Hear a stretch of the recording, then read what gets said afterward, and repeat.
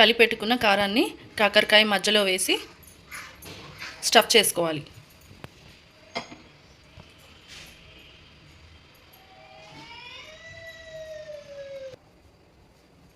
కాకరకాయలలో స్టఫ్ చేసుకోవడం అయింది. ఇప్పుడు నెక్స్ట్ ప్రాసెస్ చూద్దాము. ఇప్పుడు ఒక వెడల్పాటి బాండి తీసుకోవాలి. తీసుకొని కొద్దిగా నూనె వేసుకోవాలి.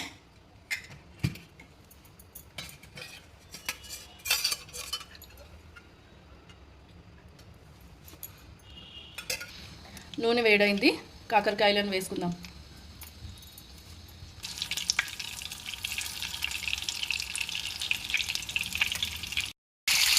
అన్నీ వేసుకొని మీడియం ఫ్లేమ్లో పెట్టుకొని అటు ఇటు తిప్పుతూ బాగా వేయించుకోవాలి.